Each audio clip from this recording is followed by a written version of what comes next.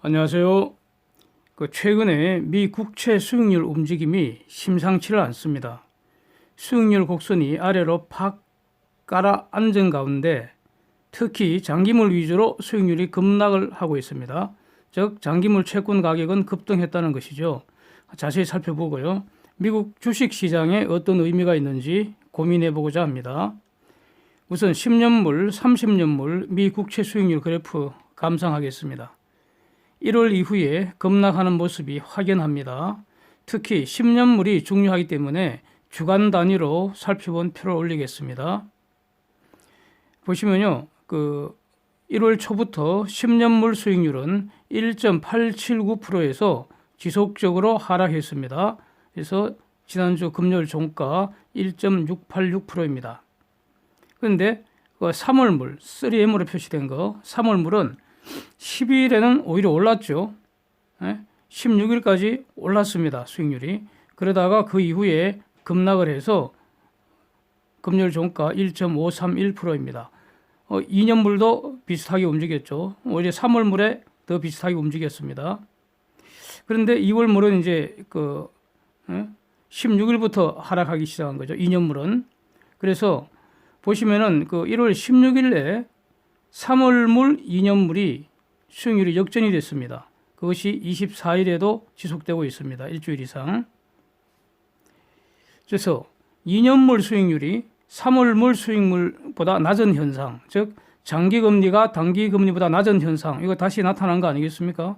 물론 수익률 곡선 역전 현상, 소위 말하는 인버티드 yield 커브, 이거 다루기 위해서는 3M 10year 또는 2year, 10year를 중심으로 살펴보게 됩니다.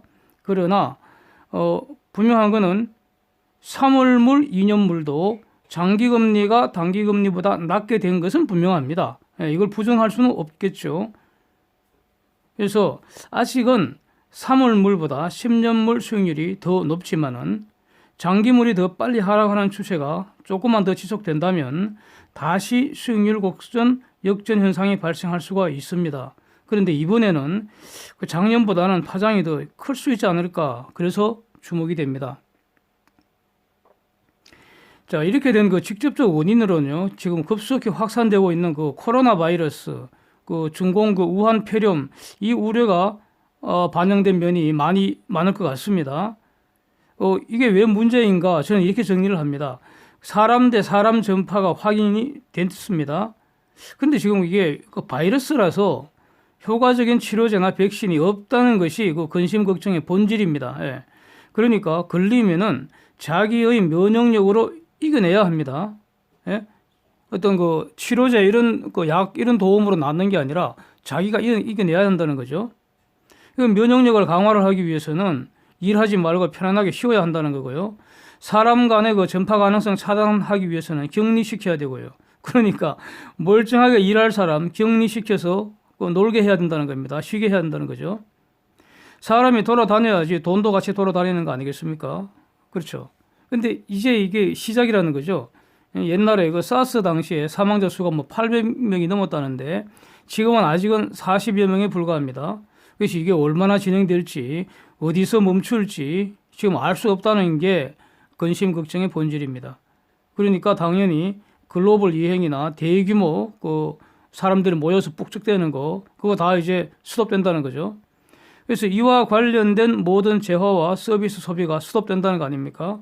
엄청난 손실인데 얼마나 손실이 날지 지금 추산하기도 힘들다는 거죠. 그래서 본질적으로 이런 재화와 서비스는 대부분 기업을 통해서 공급이 되고요. 그거 다 지금 상장 기업들 아니겠습니까? 대부분. 그리고 어떤 형태로든 상장 기업과 연결이 되어 있죠. 그러니까 매출과 손익에 직격탄을 맞는 거 아니겠습니까? 그러니 당연히 주식 팔아서 채권 사자. 게다가 지금 최근에 주식값은 엄청 올랐고요. 채권값은 상대적으로 내렸었죠. 이걸 반영한 거 아닌가 싶고요. 근데 문제는 이것이 다가 아닐 것 같다는 겁니다. 채권 시장에 우리가 모르는 뭔가 지금 일이 일어나고 있는 것 같지 않습니까? 그래서 한번 더듬어 보겠습니다. 자, 물가지표. 이거 지금 시그널이 혼재되고 있고요. 그 전에 달러 지수가 상승세 반전하는 거, 요거 한번 그 주목을 먼저 해보겠습니다. 그래프 보시면은 대략 한 12월 말경부터요, 상승세 분명합니다. 달러 지수. 작년에 그러니까 글로벌 유동자금이 안전자산인 달러에 몰리고 또 미 국채에 몰렸던 현상, 이게 다시 재현되는 거 아닌지, 예? 이거 주목을 해야 될 것 같습니다. 달러 지수는 분명히 상승세로 돌아신 것 같습니다. 각종 물가 지표는 종류가 많습니다. 많은데 이게 시그널이 서로 혼재되는 것 같습니다. 미국의 소비자 물가 지수는 최근에 살짝 위로 움직이는 모습 분명합니다. 그런데 페드가 기준금리 결정할 때 참고하는 그게 바로 코어 PC 인덱스, 그는 개인 소비 지출 물가 지수, 이거는 11월 발표된 값이 지금 1.6으로서요. 1.6, 큰 변화가 없습니다. 그래서 12월 값은 지금 31일 이번 주에 발표할 예정입니다. 그래서 이거 주목을 해야 되는 상황입니다. 그 다음에 1월 상순에 미시건 대학에서 5년치로 인플레 예상치를 발표하는데 이게 12월에 2.2%였는데 1월 상순 값이 2.5%였습니다. 올라갔다는 거죠.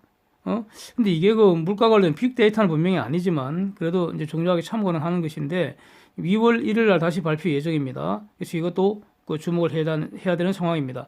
왜냐하면 채권 수익률 결정에 가장 큰 영향을 주는 것이 물가 지표이기 때문에 이걸 살펴봤는데 체크를 해본 것인데 시그널이 지금 혼재되어 있습니다.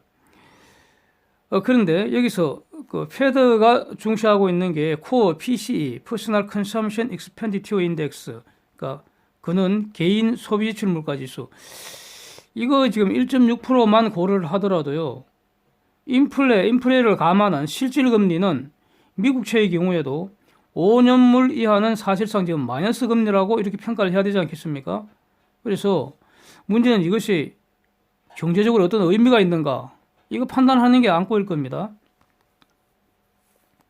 금리가 낮아서 경제를 활성화시킨다는 그런 점에서 좋은 면보다는 이토록 금리가 낮음에도 경제가 기대한 만큼 잘 나가는 거 아니냐, 이런 우려가 지금 또 다시 싹 트는 거 아니냐, 이겁니다. 그래서 장래 전망이 더 우울하다, 이걸 반영하는 거 아닌가, 이런 게 지금 싹 트고 있는 거 아닌가, 이렇게 보인다는 겁니다. 미국의 설비 가동률이 지금 여전히 70%대에 머물고 있습니다. 가동률 70%인데 그러니까 공급 측면에 물가 상승 기대하기는 어렵잖아요.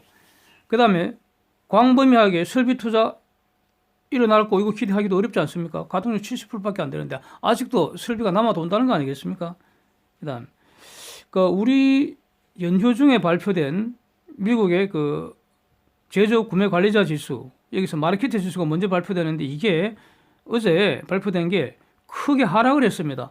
한 2개월가량, 이젠 2개월가량 찔끔찔끔 좀 내렸는데요. 이번에 크게 하락했습니다. 그래프 한번 보십시오. 네. 그래서 이제 ISM 지수가 곧 뒤따라 발표가 되는데 이 발표가 이제 특히 주목이 되는 그런 상황이 됐습니다. 미국의 경우는요, ISM 지수보다 마르케트 지수가 훨씬 더 좋게 나왔다는 점 다시 상기하겠습니다. 그러나 이제 유로존의 제조업 지수는 대체로 상승했습니다. 네. 근데 유로존 쪽의 제조업 지수 상승은 이번에는 이게 10월 이후에 글로벌 긴장 완화된 거 이걸 늦게 반영한 거 아닌지 이렇게 의심이 들어서요. 상승으로서의 의미는 좀 퇴색하지 않을까, 이렇게 어떤 판단을 해봅니다. 그 다음 경기 전망에 대해서요. 미중 페이스 원딜 사인될 가능성이 점점 더 높아지고 있었고요. 그때 10월 중순 이후에 11월 이렇게 지나면서, 그리고 실제로 사인되는 과정에서 상당히 낙관적인 전망이 형성됐었죠. 그리고 이것이 많이 확산된 게 사실입니다. 그런데 이걸 반영해서 주가가 크게 올랐던 것이고요. 근데 이와 상반되는 그러나 아주 주목되는 주장들이 최근에 나오기 시작한 것 같습니다. 세 가지 다시 정리를 하겠습니다. 이거 구체적인 데이터는 이전 영상에서 여러 번 많이 다루었기 때문에 결론만 간결하게 다시 정리를 하겠습니다. 1번, IMF가 금년 글로벌 성장 전망을 하향 조정을 했습니다. 3.3%로 전망했죠. IMF 요지는 이겁니다. 금년에는 작년에 2.9%보다는 경기가 개선되겠지만 작년 10월에 전망한 것보다는 둔화될 것 같다 이겁니다. 그래서 하향 수정한다는 겁니다. 그래서 IMF는 미국은 금년 2%로 둔화되고요. 내년 1.7%로 둔화되는 것으로 전망을 했습니다. 두 번째로 PwC에서 83개국의 1,581명 글로벌 그 기업들 CEO를 대상으로 경제 전망 설문조사를 2019년 9월부터 10월 사이에 이렇게 했었습니다. 여러 번 제가 소개드렸는데 이걸 그 PwC가 해마다 실시하는 것인데 그 다음 해 그 경기가 금년보다 좋아질 건가 나빠질 건가 이거 딱 질문을 한 결과 답변이 아래 표와 같이 제가 정리를 했습니다. 보십시오. 2019년 초에는 좋아질 거다 42%, 나빠질 거다 29% 이랬는데 금년에는 좋아질 거다 22%, 나빠질 거다 53% 정반대로 바뀌었다는 겁니다. 그래서 이를 반영해서 2020년 성장 전망치를 PwC는 2.4%를 제시했다는 겁니다. 세 번째로요. 지금 다보스에서 WEF가 열리는데 여기에 로이터가 지난 1월 16일부터 22일간 일주일간 여기에 참석한 그런 100여 명의 비즈니스 리더들 대상으로 페이스 원딜이 사인된 이후에 미국 경제 앞으로 어떻게 될 것 같으냐 이 설문조사를 했다고 말씀드렸었죠. 그 결론이